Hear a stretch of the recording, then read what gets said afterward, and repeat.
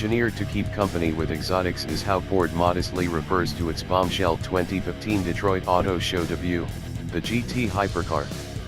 The concept's appearance wasn't a huge surprise, as we learned months ago that Ford was taking a new GT to Le Mans in 2016, and such a car must be homologated.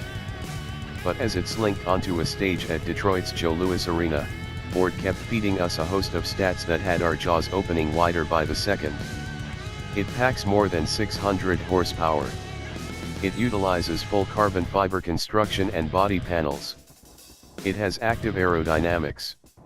The new GT is poised to not only keep company with other exotics, but perhaps also force them to up their game.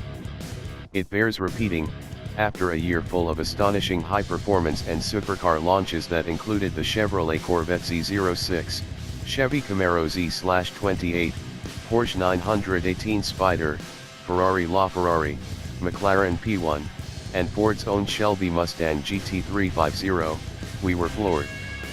It's not just the Ford sultry styling, we'll get to that shortly, it's the sheer brassiness of the thing. To the carbon fiber monocoque, Ford's engineers bolted front and rear subframes made from aluminum. The active aerodynamic elements include a multi-position rear wing that mimics the caboose tamers of the P1 and LaFerrari to help keep Ford's mid-engine supercar planted at speed.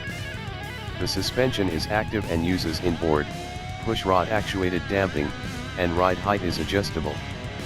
Power comes not from a supercharged V8 as in the previous GT, but rather Ford's next-generation twin-turbocharged 3.5-liter EcoBoost V-6 engine. We're promised it will produce more than 600 horsepower. We have to imagine that the GT's EcoBoost 6 likely shares at least some componentry with the new 3.5-liter EcoBoost V-6 in the 2017 F-150 Raptor, meaning it should have plenty of torque. We'd wager at least 500 lb-ft. So far as we can tell at this point, there is no hybrid componentry, no complicated electric boost function, and no kinetic energy recovery system, just pure, unadulterated horsepower from a beastly gas engine feeding the rear wheels via a 7-speed dual-clutch automatic transmission. Carbon ceramic brakes haul the prototype down from speed, and 20-inch wheels wrapped in Michelin Pilot Super Sport Cup 2 tires are tasked with keeping the car stuck to the pavement.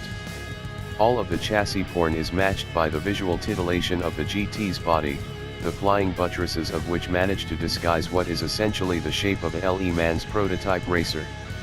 The wide front end is reminiscent of the classic Ford GT40, but the rest of the design is fully supercar modern. The tight, two-seat passenger cell tapers to a point above the two cannon-sized central exhaust outlets, and the rear fenders sit entirely apart from the main fuselage. Credit the laydown, pushrod suspension for making the channels between the wheels and body possible. Unlike last decade's GT, the doors hinge up and forward and don't incorporate portions of the roof.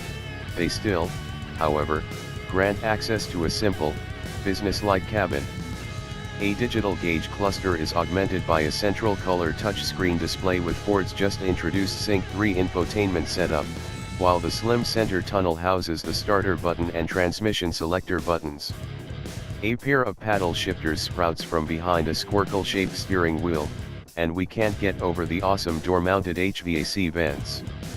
The previous GT was amazing and a supercar by every standard, but it was also fairly conventional and done more to pay homage to Ford's Ferrari-slaying GT40S of the past than to advance the breed. This GT, on the other hand, reads like those original GT40S in that it's an unmistakable shot across the bows of the world's preeminent supercar makers. It's as if Ford's engineers got punch drunk on performance after churning out the Shelby GT350 and the new F-150 Raptor, turned to one another and asked, "What's next?" The answer, of course, was to once again take aim at the big guns from Europe. While the Detroit car is technically a concept, as we said up top, the GT will be produced starting next year.